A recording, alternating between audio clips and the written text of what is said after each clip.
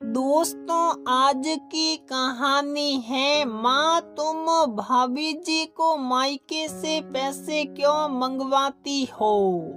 दोस्तों, कहानी शुरू करने से पहले अगर आपने हमारे चैनल को सब्सक्राइब नहीं किया है तो सब्सक्राइब कर लीजिए ताकि आपके पास पहुंचे हर नया वीडियो। छोटी बहू तुम्हारे मायके में माता पिता भाई भाभी सब सरकारी नौकरी में है ना। सावित्री जी ने मुंह बनाते हुए कहा। सौम्या सास का इशारा समझ नहीं पाई। रसोई में आई तो जेठानी पूजा आटा लगा थी। देवरानी को असमंजस में देख, अरे माताजी तुम्हारे घर से आए त्योहार को लेकर बोल रही है। उन्हें मिठाई और कपड़े से नहीं कैश से मतलब होता है। ओहो, मैं भी कितनी बड़ी बेवकूफ हूँ, समझ ही नहीं पाई। आलोक के स्वतंत्र विचारों से ही मैंने प्रभावित होकर शादी के लिए हाँ करी थी। फिर दहेज ना लेकर ससुर जी ने भी मेरे परिवार के सामने अच्छा इम्प्रेशन बना लिया था। इन लोगों की ऐसी सोच का तो मुझे अंदाजा ही नहीं था। सौम्या को बहुत बड़ा आघात पहुंचा। अरे सिर्फ माताजी ऐसी हैं, पापा जी और देवर जी ऐसे बिल्कुल नहीं।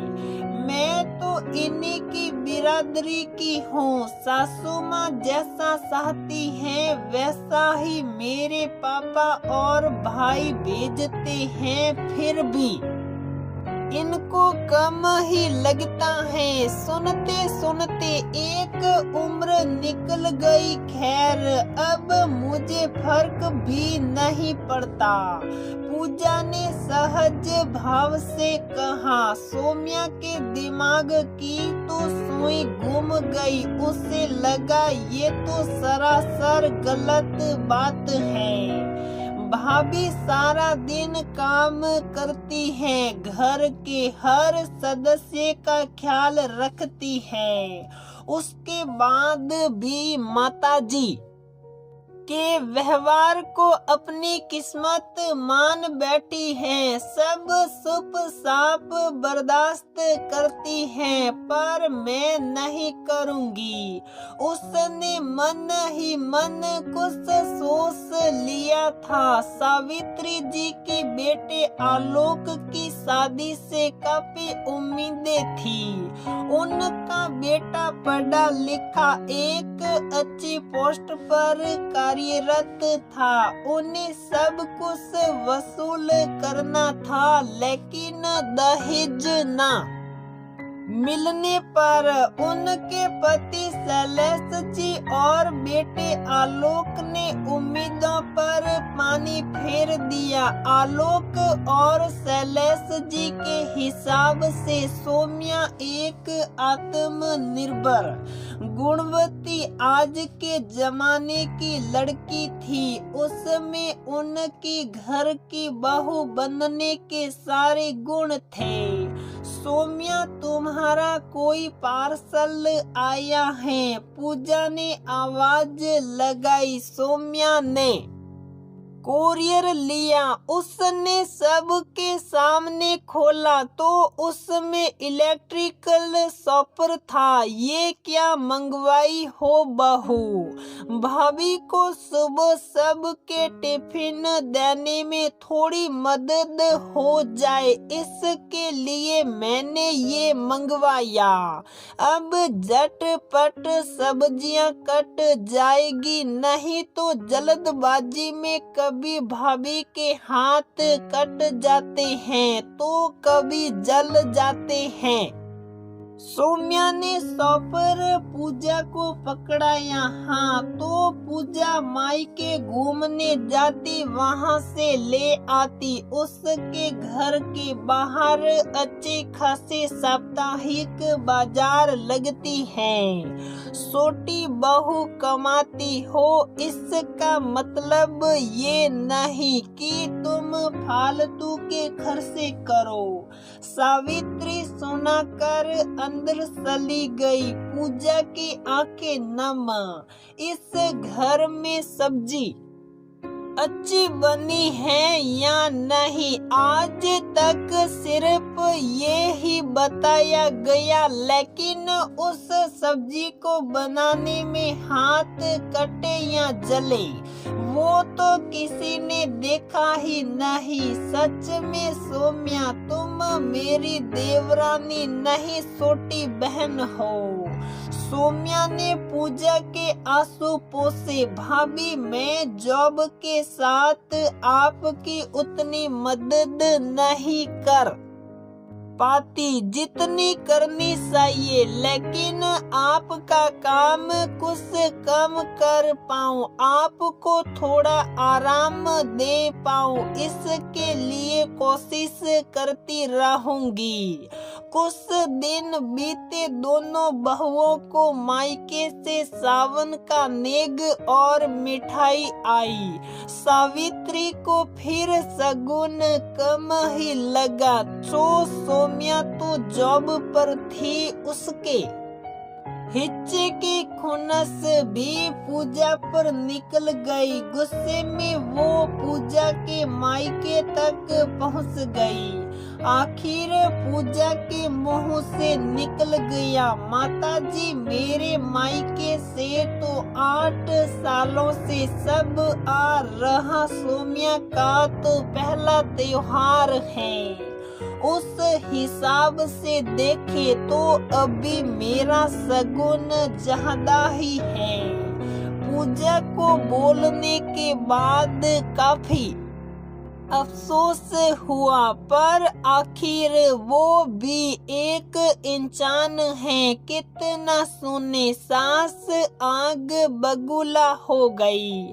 छोटी बहू महीने का 20,000 ला रही सली है उससे तुलना करने।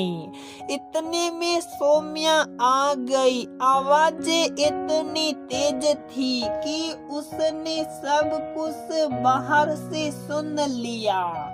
वो वहीं रखी चारपाई पर बैठ गई, क्योंकि अपनी सास की छोटी सोच से सन्न रह गई। मैं कमाती हूँ, इसीलिए मेरे मायके से कम आए तो चलेगा, लेकिन भाभी घर बैठी हैं सो उनके मायके से अच्छा आना चाहिए। मतलब हम बहुओं को घर में रखने का, खिलाने पिलाने का खर्चा आज भी मायके वालों से लिया जा रहा। अगर मैं कमाती हूँ तो भाभी 24 घंटे पीसती हैं। उसकी 8 साल की दिन रात की सेवा का क्या फायदा, जो आज तक उसे घर का सदस्य तक स्वीकार नहीं किया गया।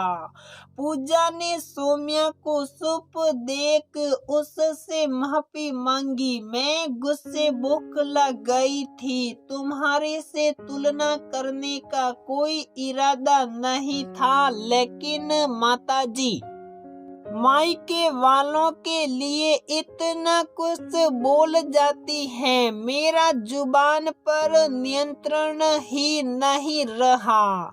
कोई बात नहीं भाभी, आपने जो बोला मुझे कोई अफसोस नहीं, लेकिन मेरी तनख्वाह का ताना सुन आपका चुप रहना अखर गया। आपको विरोध करना आया ही नहीं।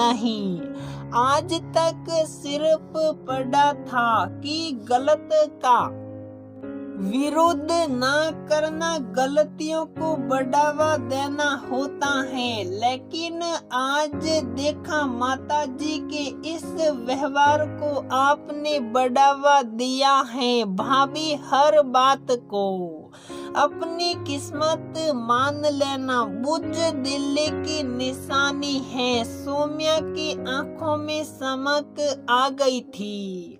उसने गलत का विरोध करने के लिए कमर कस ली। उसे फिक्र नहीं थी कि किस्मत की लकीरों में क्या लिखा है। एक दिन सास कमरे में आई तो सौम्या फोन पर काम वालियों के इंटरव्यू ले रही थी।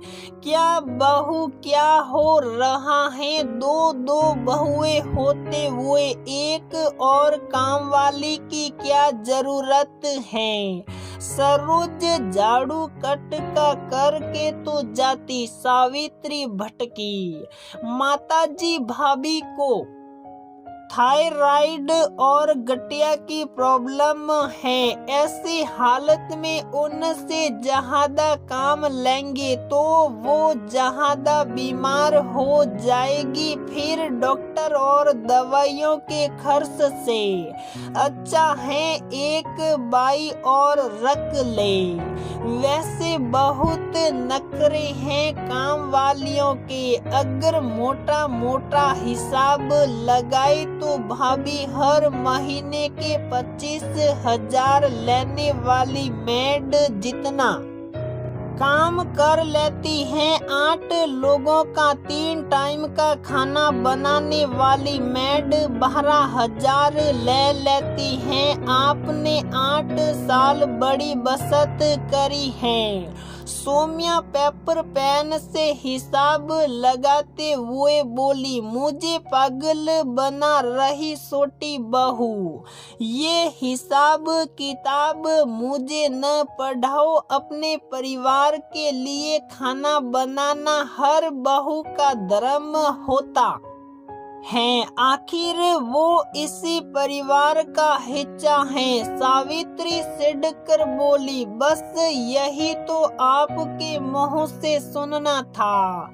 जब घर के काम की बात हो तो बहू परिवार का हिस्सा है, लेकिन जब बहू के मान सम्मान की बात हो तब बहू पराई हो जाती है। सौम्या ने सास को समझाया, मैंने कब अपमान किया बताओ जरा अब। सास कुछ कहे भी नहीं। सावित्री का तापमान बढ़ने लगा। माताजी आप भाभी के यहाँ मेरे मायके से कुछ भी आए कम ज्यादा आप सुना देती हैं। यहाँ तक कि इस बार तो आपने भाभी के मायके वालों को भला बुरा भी कहा। क्या ये बहू का अपमान नहीं? उसे एहसास कराया गया कि तुम आज भी पराई हो। और फिर मेरी तनख्वाह का ताना दिया। माताजी भाभी के काम को देखे तो उनकी तनख्वाह मेरे से कहीं ज्यादा होनी चाहिए। भाभी की सेवा को अनदेखा कर आपके इस व्यवहार से तो परिवार बिखरने में देर नहीं लगेगी। सौम्या की बातें सुन सावित्री एक गहन सोच में पड़ गई। मुझे तो बुढ़ापे तक पूजा ही काम आएगी और मैं उसी के साथ संबंध बिगाड़ रही। सौम्या कमाती है तो मैं उसे पूजा से ऊपर रखने लगी, जबकि मेरी बीमारी में हमेशा पूजा मेरे साथ खड़ी रही। बहुओं में भेद कर मुझसे बड़ी गलती हुई। दोनों अपनी जगह बहुत अच्छी है। मुझे ही सुधार करना होगा। कुछ दिनों बाद आलोक, माँ यहाँ देखो ये साल कैसे रहेगी, ऑर्डर कर दूँ। आलोक सावित्री को फोन में दिखाते हुए प्रमोद और शैलेश अखबार पढ़ रहे। सौम्या पूजा रसोई में नाश्ता बना रही। शैलेश पत्नी को चिढ़ाते हुए, हाँ भाग्यवान, ऑर्डर कर लो, बेटे को पढ़ाया लिखाया इस काबिल तुमने बनाया, वसूल करो इसे, वसूली नहीं हक कहते हैं। सावित्री ने गुस्से से जवाब दिया। सावित्री ने 3 पीस ऑर्डर करने को कहा, बाकी 2 किसके लिए माँ? आलोक हैरानी से। सौम्या और पूजा की माँ के लिए। उन्होंने भी अपनी बच्चियों को पढ़ाया लिखाया, अच्छे संस्कार दिए तो उनका भी उतना ही हक बनता है। सावित्री ने मुस्कुराकर जवाब दिए। घर ने सभी सदस्य सावित्री को हैरानी से देखने लगे। जिस औरत ने सिर्फ बहुओं के मायके वालों से वसूलने की सोची, आज उसके लिए खरीदारी कर रही। बेटा, तुम्हारी माँ की तबीयत खराब लग रही, डॉक्टर को फोन करो जल्दी। कैसी बहकी बातें कर रही? शैलेश ने पत्नी के सिर पर हाथ रख शेक किया। सौम्या के चेहरे पर बड़ी सी मुस्कान देख घर के सभी सदस्य बदलाव की वजह समझ गए।